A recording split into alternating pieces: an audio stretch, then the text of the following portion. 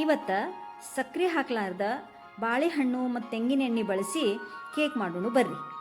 ಇದಕ್ಕೆ ಬಾಳೆಹಣ್ಣು, dry fruits, ಹಾಲು, ಎಗ್ಸು, ಗೋಧಿ ಹಿಟ್ಟು, ಬೇಕಿಂಗ್ ಪೌಡ್ರು, ಉಪ್ಪು, ಕೊಬ್ಬರಿ ಎಣ್ಣೆ, ವಾಲ್ನಟ್ ಪೀಸಸ್ಸು ಬೇಕಾಗ್ತಾವೆ. ಮೊದಲು ಡ್ರೈ ಫ್ರೂಟ್ಸ್ನ ಸಣ್ಣಗೆ ಪುಡಿ ಮಾಡ್ಕೋಬೇಕು. ಆಮೇಲೆ ಬಾಳೆಹಣ್ಣು ಸುಲಿದು ಕಿವುಚಿ ಮಿಕ್ಸಿ ಜಾರ್ಗೆ ಹಾಕ್ಕೋಬೇಕು. 2 ಎಗ್ಸ್ ಒಡೆದು ಹಾಕಬೇಕು. ಅದಕ್ಕೆ ರುಚಿಗೆ ತಕ್ಕಷ್ಟು ಉಪ್ಪು ಹಾಕಬೇಕು. ಈಗ ಬೆಣ್ಣೆ ಮತ್ತು ಕೊಬ್ಬರಿ ಎಣ್ಣೆ ಕರಗಿಸಿ ಅದಕ್ಕೆ ಹಾಕಬೇಕು.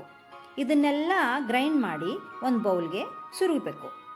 ಇದಕ್ಕೆ ಮೊದಲು ಪುಡಿ ಮಾಡಿ ಇಟ್ಟಿದ್ವಲ್ಲ, ಆ ಡ್ರೈ ಫ್ರೂಟ್ಸ್ ಪೌಡರ್ನ ಹಾಕಿ ಮಿಕ್ಸ್ ಮಾಡಬೇಕು. ಈಗ ಗೋಧಿ ಹಿಟ್ಟನ್ನ ಮತ್ತು ಬೇಕಿಂಗ್ ಪೌಡ್ರನ್ನ ಹಾಕಿ ಸರಿಯಾಗಿ ಕೂಡಿಸ್ಬೇಕು. ಈ ಥರ ಕನ್ಸಿಸ್ಟೆನ್ಸಿ ಬರಬೇಕು ನೋಡ್ರಿ. ಅಲ್ಲಿ ತನೂ ಗೋಧಿ ಹಿಟ್ಟನ್ನ ಕೂಡಿಸ್ಕೋಬೇಕು.